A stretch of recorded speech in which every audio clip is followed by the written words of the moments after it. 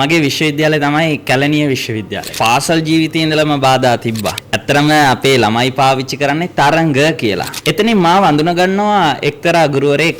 ඔය සිංහල ස්පෙෂල් කරන්නකෝ කියලා කිව්වා. ඒ කියන්නේ සර් අවුරුද්දක් යනකම් සර්ට A level වලට සිංහල සර් කෙනෙක් හිටියේ නැහැ. නෑ. එතකොට සර් කිව්වා පුතා එහෙනම් ඔයා සිංහල කරන්න එපා. මම ඒක අභියෝගයක් විදිහට ගත්ත කවිෂ. මේ ළමයා ලියලා තියෙනවනේ ජාතක කතා පොත්වලින්. සිංහල වලට සිංහලෙන්ම අභියෝග කරපු සර් කෙනෙක් තමයි රමීස් රෂාඩ් සර් කියන්නේ.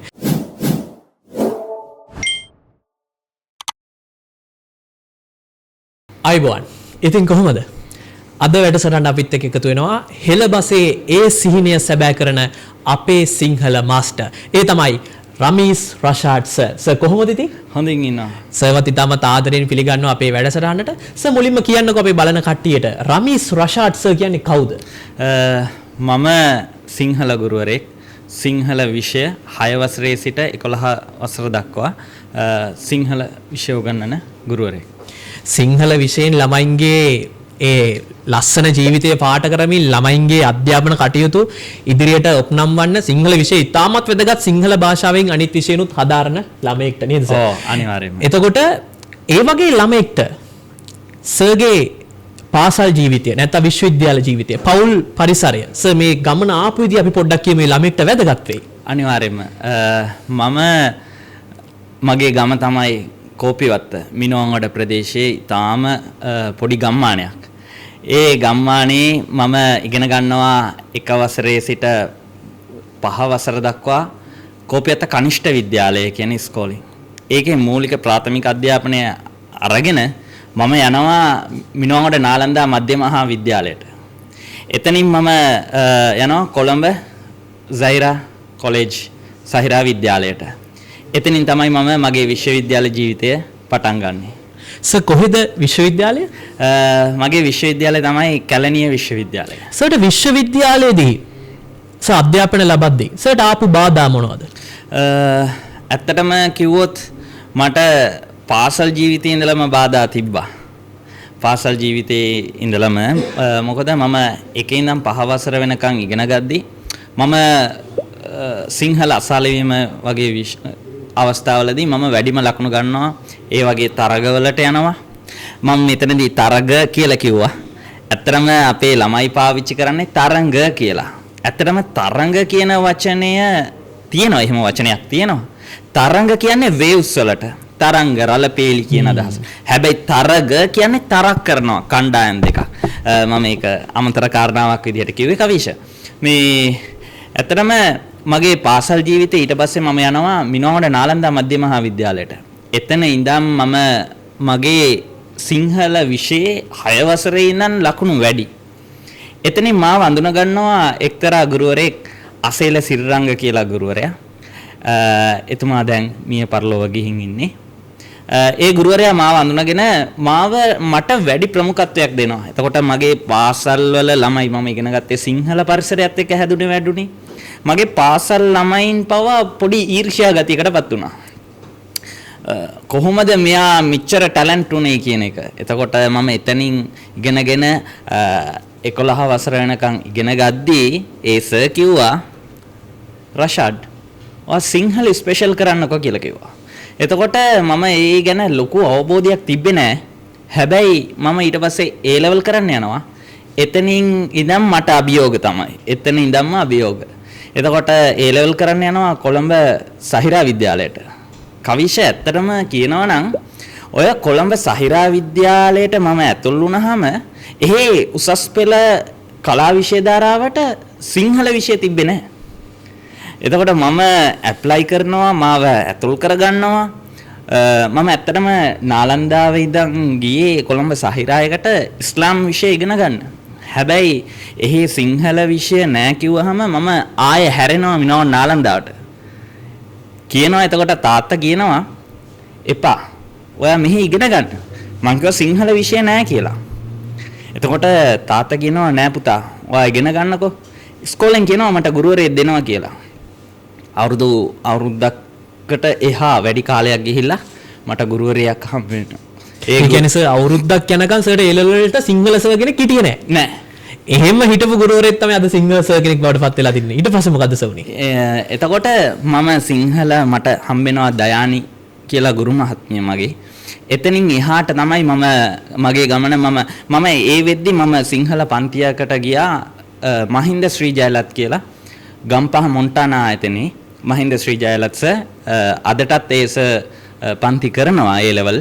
එතකොට ඒ සර් ගෙන් මම ඉගෙන ගන්නවා. ඒ සර් මම හම්බෙන්න යද්දි මට හම්බෙච්ච ලොකුම අභියෝගේ ඒ සර්ට මම කිව්වා මෙහෙමයි සර් මේ මගේ ඉස්කෝලේ සිංහල විෂය නැහැ. එතකොට සර් කිව්වා පුතා එහෙනම් ඔයා සිංහල කරන්න එපා. ඔයාට අමාරු වෙයි. මම ඒක අභියෝගයක් විදිහට ගත්ත කවිෂ. මං ගා නෑ මට පුළුවන්. මම මේ කරලා පෙන්නනවා. මම විශ්වවිද්‍යාලයේ වරම් ලබනවා කියලා මම අදිෂ්ඨානයක් තියාගත්තා. ඒ අදිෂ්ඨානයෙන් පස්සේ මම සර් තියෙන හැම පේපර් එකේම වැඩිම 10 දෙනා ළමයි 400කට කිට්ටුවෙන් හිටියා ඒ දවස්වල. එතකොට දැනුත් මේ පීක් එක තාම තියෙනවා ඒ සර්ගේ. එතකොට 400කට ළමයි සංඛ්‍යාවක් ඉද්දී වැඩිම 10 දෙනා අතරට මම එනවා. එතකොට සර් මගේ පේපර් එක අරගෙන කියනවා මේ ළමයා ලියලා තියෙනවනේ ජාතක කතා පොත්වලින් අපේ ළමයි පවා ලියලා නැණි කියනවා. එතකොට මම තව මොටිවේට් වුණා කවිෂ. ඒ මොටිවේට් වෙච්ච එක තමයි මගේ මේ අභියෝගයන් ජය ගන්න පහසු වුණේ. ඊට පස්සේ කොළඹ සහිරා විද්‍යාලය මට ලොකු පන්නරයක් වුණා. එයාලා සාහිත්‍ය තරඟ තියද්දී මම තමයි ඒකෙන් වැඩිම ලකුණු අරගෙන මට JB සර්ගෙන් සහතිකයක් පවා හම්බෙන්න වරමක් මට ඒ අවස්ථාවල කොළඹ සහිරා විද්‍යාලය ලබා දීලා තියෙනවා. සිංහල වලට සිංහලෙන්ම අභියෝග කරපු සර් කෙනෙක් තමයි රමීස් රෂාඩ් සර් කියන්නේ. සර් දැනට සර්ගේ ක්ලාස් වල සර්ට ළමයි කීයක් විතර ඉන්නවද? මට දැනට 150ට වැඩි ළමයි පිරිසක් ඉන්නවා. ළමයි 150කගේ හීන පාට කරන සුන්දර ගුරුවරයෙක් තමයි. සර් මේ සමාජයේ කතා බහක් තියෙනවා මේ එක එක්කෙනා කතා කරනවා මේ සිංහල ඉගෙනගෙන වැඩක් තියනවාද? සිංහල ඉගෙනගෙන මොනවා කරන්නද? ඕක වැඩක් තියෙන විෂයක්ද? මේ වගේ සමාජයේ තන තන පොඩි කතා බහක් ඇති වෙලා තිනවා. ඇත්තටම සර් ඇයි ළමයෙක් සිංහල ඉගෙන ගන්න ඕනේ? හොඳ ප්‍රශ්නයක් අයිෂ. සිංහල කලාව කන්නටද කියලා එක කාලෙක ඕක ලොකු ප්‍රශ්නයක් ගැටලුවක් බවට පත් වුණානේ. ඇත්තටම ඔය කලාව නැති මිනිස්සෙක් නැහැ. කවිෂ ඔයාටත් කලාවක් තියෙනවා. මේ ලෝකේ ඉපදෙන හැම මිනිස්සෙක්ටම කලාවක් තියෙනවා. ඒකෙන් සිංහල භාෂාව අපේ රටේ විතරයි තියෙන්නේ. අපේ රටේ විතරයි සිංහල භාෂාව තියෙන්නේ. අනික සිංහල භාෂාවේ තියෙන ආකාරය වෙන කිසිම භාෂාවක නැහැ. ඈ සවුන්ඩ් එක වෙන කිසිම භාෂාවක නැහැ. ඔයා පුළුවන් නම් කියන්න. නැහැ. හරි. අනික පාසල් ළමයින්ට මම කියන්නේ. පාසල් ළමයින්ට මම කියනවා O level සමත් වෙන්න නම් වගේ රිසල්ට් ෂීට් එක කලර්ෆුල් වෙන්න නම් සිංහල විෂයට අඩුම තරම S එකක් හරි තියෙනවා. S එකක්වත් නැත්තම් ඒ ළමයා සමස්ත A8ක් කරන් හැබැයි සිංහල ෆේල්. මුළු විභාගෙම ෆේල්. කිසිම ගවර්න්මන්ට් ජොබ්ස් වලට ඇප්ලයි කරන්නත් බෑ. එතකොට අනිවාර්යයෙන්ම අපේ මේ රටේ ඉන්න සියලුම ළමයි සිංහල විෂය හදාරන්නම ඕනේ. ඒ වගේම අපේ දෙවන ජාතික භාෂාව හැටියට සලකන දෙමළ ළමයින්ටත් අද වෙද්දී සිංහල භාෂාව උගන්වනවා ස්කූල් වල. අනික සර් සාමාන්‍යයෙන් දැන් සිංහල මාධ්‍යයෙන් O level හදාරන ළමයෙක්ට අනිවාර්යෙන් සිංහල පුළුවන් වෙන්න බෑ. ඒ ළමයා කොහොමද නැත්තම් විද්‍යාව පේපරයට උත්තර ලියන්නේ, මියුසික් පේපරයට උත්තර ලියන්නේ. සිංහල වැදගත් කියන්නේ මුළු සමස්ත O level පේපරේටම සිංහල වැදගත්. ඔව්. එහෙම කියන්නත් පුළුවන් නිසා. ඔව්. එතකොට සර් මේ සිංහල භාෂාව මෙච්චර වැදගත් භාෂාවක් වෙද්දී සර්ට දැන් මේ අද කාලේ නැත්තම් මේ දැන් සර්ගේ දැන් ඉන ජෙනරේෂන් එකේ සර්ගේ ඉගෙන ගන්න ඕනේ ළමයි බහුතරයක් දෙනා ඉගෙන ගන්නවා. ඉගෙන ගත්තී සර් මේ ජෙනරේෂන් එක ගැන දකින්න දේ මොකද්ද? සර්ගේ අදහස මොකද්ද? මේ ජෙනරේෂන් එක මොන වගේද? සමහර අය විවේචනය කරනවා, සමහර අය හොඳයි කියනවා. සර්ට පේන විදිහට මේ ජෙනරේෂන් එක මොන වගේද? ඇත්තටම මේක Gen Z කියලානේ කියන්නේ අපි. මේ પરම්පරාව එක හැප්පෙන්න අමාරුයි කියලා තමයි කියන්නේ. ඇත්තටම මේ ළමයි සුවිශේෂ ළමයි. ඉපදෙද්දිම ඒගොල්ලන්ට තාක්ෂණික දැනුම තියෙනවා. ඇත්තටම මේක very important එක. ඒක ඉතාම වැදගත්. ඒ ළමයා මේ නූතන ලෝකයේත් එක්ක ගෝලීයකරණයත් එක්ක යන ළමයි බවට පත් වෙලා ඉන්නේ. ඉතින් ඒ ළමයි තාක්ෂණෙත් එක්ක මුසු වෙලා ඉස්සරහට යන එක ඉතාම හොඳයි. ඒගොල්ලෝ අලුත් නිර්මාණ කරනවා. ඒවයින් අපේ රටට ආදායම් ලැබෙනවා. ඇත්තටම මේ ජෙනරේෂන් එක විවේචනය කරන එක අවස්ථාවක් තමයි ළමයි බොහෝ දුරටම අර ස්මාර්ට් දුරකථන. එහෙම නැත්නම් සුහුරු ජංගම දුරකථන කියලා අපි කියන්නේ. ඒ සුහුරු ජංගම දුරකථන භාවිතය අනවශ්‍ය ලෙස පාවිච්චි කරනවා. ඒ ළමයි පාවිච්චි කිරීම තුළින් ඒගොල්ලන්ගේ ස්නායුවල දුර්වලතාවක් ඇති වෙන්න පුළුවන්, ඇබ්බැහි වෙන්න පුළුවන්. එතකොට ඒ ඇබ්බැහි වීම තුළින් පාඩම් කිරීම අතපසු වෙන්න පුළුවන්. ඒ ළමයින්ගේ ජීවිත එක්තරා විදිහකට පිටිපස්සකට යන්න පුළුවන් ආධ්‍යාපනික දැනුම මත. එහෙම ගොඩාක් අවස්ථා විවේචනක් තියෙනවා. ඒ වගේම හොඳ පැතිකඩක් තියෙනවා ඒ ළමයින්ගේ. ඒ ළමයි දැනගන්න ඕනේ ඒ කියන්නේ සර් මේක කොහොමද තමන්ගේ සුභසිද්ධිය උදෙසා යොදා ගන්න කියන එක. අනිත් එක ඔය අපි දන්නවා තාක්ෂණික ඔය මෙවලම් එක්ක ඒ ළමයින්ට ගොඩක් ඔපචුනිටිස් උත් තියෙනවානේ. තමන්ට තනියෙන් ඉගෙන ගන්න පුළුවන්. තනියෙන් කොහොමද වෙන ලෝකයක වෙන රටක වෙන දෙයක් තමන්ට වෙලෙම දැනගන්න පුළුවන්. ඉගෙන ගන්න පුළුවන් ඉක්මනට. මේ වගේ තමන්ගේ දියුණුවට භාවිතා කරොත් හොඳයි. ඉතින් නැත්තම් ඇඩික්ට් වුණොත් ඒක ඒ ළමයාට ඉතින් නෙගටිව් දෙයක් ප්‍රතිඵලයක් තමයි හම්බෙන්නේ. කවිෂ මම පොඩි නිවැරදි කිරීමක් කරන්න ඕන. ඔයා දැන් භාවිතා කියලා කිව්වා. ඇත්තටම මම සිංහල ගුරුවරයෙක් ඉන්නවා මම ඒක නිවැරදි කරන්න. භාවිත කියන වචනේ තමයි හරිම වචනේ. භාවිතා කියලා නෑ. සිංහල කියන්නේ සිංහලම තමයි. බලන කට්ටියට තේරෙන්නේ සිංහල කොච්චර උපරිමයටම සිංහලද කියලා. ඉතින් අපි ගුරුවරයාගෙන් ඒ ගන්න තියෙන උපදෙස් අරගෙන භාවිත කියලා අපි ඒක නිවැරදි කරනවා. ඒ වගේමයි සර් දැන් මේ ජෙන්සි එකත් එක්ක පේරන්ට්ස්ලා ගනුදෙනු කරද්දි මෙතන ලොකු ඒජ් ගැප් එකක් තියෙන්න පුළුවන්. මයින්ඩ් සෙට් වල ලොකු ඩිෆරන්ස් එකක් තියෙන්න පුළුවන් දෙමව්පියන් සහ ළමයා අතර. දෙමව්පියෝ සර් දකින්න විදියට මේ ජෙනරේෂන් එකත් එක්ක ගනුදෙනු කරද්දි මොන වගේ උපදෙසක්ද සර්ට දෙන්න තියෙන්නේ දෙමව්පියන්ට? මෙන්න මෙහෙම කරොත් හොඳයි. ওই කට්ටිය තව ටිකක් සැර කරොත් හොඳයි. නැත්නම් තව ටිකක් කියා කරොත් හොඳයි. නැත්නම් ළමයාව ස්ටඩි කරලා ළමයාගේ ඒ තියෙන මොනවාද අදහස් මතවාද දෙමව්පියෝ පොඩ්ඩක් ඉගෙන ගන්න උත්සාහ කරොත් හොඳයි. සර්ට මොකක්ද කියන්න දෙන්නේ? ඇත්තටම කිව්වොත් මේ ජෙන් Z කියන කට්ටිය සුවිශේෂයි. මේ කට්ටියව අධ්‍යයනය කරන්න මේ පිරිස මේ සිසුන්ව අධ්‍යයනය කරන එක ගොඩක් දුරට යල්පැන ගිය අදහස් තියෙන කෝපි කාලේ අදහස් දරන කට්ටිය. මේ කට්ටියට අමාරුයි මේ ළමයින්ව අඳුන ගන්න. එයාලා කරන හැම දෙයකම අඩුපාඩු වැරදි විතරමයි හොයන්නේ. වෙන කිසිම දෙයක් ඒගොල්ලෝ දකින්නේ නැහැ. හැබැයි මේ ළමයි ඇත්තටම මේ තාක්ෂණයත් එක්කම මුසු වෙලා යන හින්දාදෝ අර ඒ කට්ටියට වැරදි ඔළුවට වැරදි අදහස් වැරදි ආකල්ප ගිහින් තින්නේ.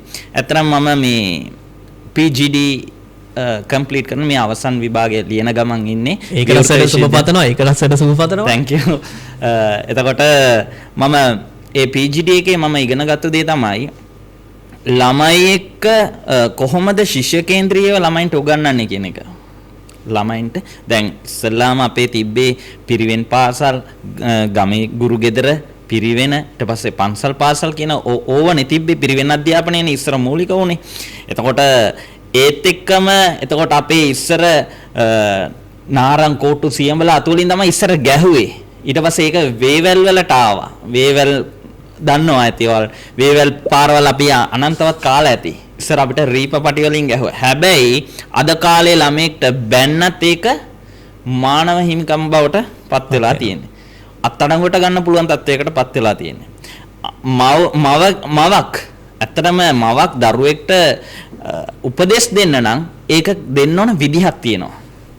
ඒක අපි ඒගොල්ලන්ට ඒකේ විපාකේ කියලා දෙන්න ඕන. ඒ ඇරනකොට ඒ විපාකේ කියලා නොදී ඒ ළමයින්ට නිතරම බැන ඉන්නවනම් ඒ ළමයා අම්මව විවේචනය කරන්න පටන් ගන්නවා. තාත්තව විවේචනය කරන්න පටන් ගන්නවා. එයාලා පිටින් ආදරය සොයන්න පටන් ගන්නවා. ඒක තමයි අම්මලා කරන්න ඕන මේ ළමයාත් එක්කම මිත්‍රශීලීව සුහදශීලීව ගනුදෙනු කරන්න ඕන එක. එහෙම කරොත් තමයි මේ සමාජයේ හරි බැලන්ස් එකක් විදිහට යන්නේ. ඊටමත් වැදගත් උපදේශක් මං හිතන්නේ අම්මලාට ඒ වගේම තාත්තලාට. මොකද ඔය ඒජ් ගැප් එකත් එක්ක සර් මං හිතන්නේ ඔය ළමයි සහ දෙමව්පියන් අතර ලොකු අරගලයක් තියෙනවා මේ වෙද්දී ළමයිව වටහා ගන්න කොහොමද කියන කාරණෙත් එක්ක. සර් එතකොට මේ සර් කොහොමද කැම්පස් එකෙන් පස්සේ මේ ටියුෂන් ෆීල්ඩ් එකට එන්ටර් වෙන්නේ? ඇත්තටම මම කැම්පස් එකට සිලෙක්ට් වෙන්නේ 2018. 2018 මම සිලෙක්ට් වෙලා කාලයක් ඉගෙනගෙන ඉද්දී මට එක්තරා ආරාධනාවක් හම්බෙනවා ගෙදරකට ගිහිල්ලා උගන්වන්න. එක ළමයයි. අහම්බයක් වගේ. අහම්බයක් 2018 නොවැම්බර්. එතකොට 2018 නොවැම්බර් වල මට ඕක හම්බෙනවා. මම ඒ ළමයට උගන්වන්න පටන් ගන්නවා. ඒ ළමයට උගන්වන්න පටන් අරන් ඉද්දී ඒ ළමයාගෙම තවත් මිත්‍රයෙක් එයත් එක්ක ජොයින් වෙනවා. මේක කවිෂ ඇත්තටම ඉංග්‍රීසි මීඩියම් ළමයි. මේ දෙන්නම මීගමුවේ ප්‍රසිද්ධ පාසල් වල ළමයි දෙන්නේ. සිංහල අකුරක්වත් බෑ. අකුරක්වත් බෑ කියන්නේ කියවන්න පොඩ පුළුවන්. ලියා ගන්නවත් හරි හමන් විදියට නෑ. දැන් මම කල්පනා කරනවා මම ඒ වෙද්දි මම ලාබාලත ගුරුවරයෙක් ඇත්තටම මේ ෆීල්ඩ් එකට අලුත් ආධුනික ගුරුවරයෙක් විදිහට මම මේ ළමයින්ට මම කොහොමද කරන්නේ? මම ඇත්තටම කල්පනා කරා මම ඒ තත්වයේ හිටියොත් මම ආස කරන්නේ කොහොමද? ගුරුවරයා මට දැනුම දෙන්න ඕනේ කොහොමද කියන එක මම කල්පනා කරා. එතකොට මම ඒ ළමයින්ට මට ඇත්තටම තිබ්බේ අවුරුද්දක් කාලයක් ඒ ළමයින්ට උගන්වන්න. 11 වසර O level ලියන්න ඉන්නේ ඒ ළමයි දෙන්න මට සෙට් වෙන්නේ 10 වසරේදී. ඒකත් මාර වැඩක්. එතකොට ඒ ළමයින්ගේ ලකුණු සංඛ්‍යාව ඇත්තටම 10ටත් අඩුයි කවීෂ. දැන් හිතන්නකෝ සාහිත්‍ය විචාර ඔය මේ ව්‍යාකරණ කියන ඒවා ඉරිගන්නක් තියෙනවා. බහුවර්ණක් තියෙනවා. දැන් මේ ළමයින්ට කියවලා තේරුම් ගන්නත් බෑනේ. සාම්ප්‍රදායික යෙදුම් බෑ. එතකොට මං කොහොමද මේ ළමයාව ගොඩ දාන්නේ කියන මට මං කල්පනා කරා. මම පොඩ අලුත් මෙතඩ්ස් ක්‍රම ශිල්ප ඉගෙන ගත්තා මම. ඒ වෙද්දි ඉගෙනගෙන මම පොඩ ඒ ළමයින්ට කියලා දෙන්න පටන් ගත්තා. හැබැයි කවිෂ මගේ පළවෙනි ළමයි දෙන්නම S2ක් ගත්තා. බින්දුවේ ඉඳන් ඇවිල්ලා අවුරුද්දකින් S1ක් අරන් දීලා දිනවා. හරි.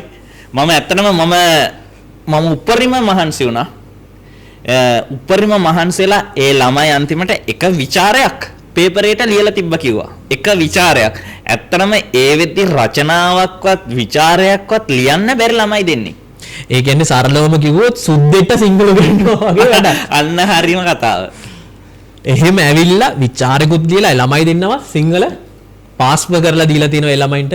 එතනින් මම සිංහල ඉගෙන උගන්නලා මම ඊට පස්සේ කවිෂ පොඩ ඒ පැත්තේ අපේ ගමේ මම පොඩ ප්‍රචලිත වෙනවා මෙහෙම පන්ති කරනවා කියලා. එතකොට මම එහෙම පන්ති කරන ගමන් මාව සෙට් වෙනවා ඉස්සෙල්ලාම අපේ කොවිඩ් ආවනේ. කොවිඩ් කාලේ මට ඔන්ලයින් පන්තියක් කරමු කියලා මායි මගේ යාළුවෙක් මුෂ්කිර් කියලා. එයා අද ගණිත ගුරුවරයෙක්.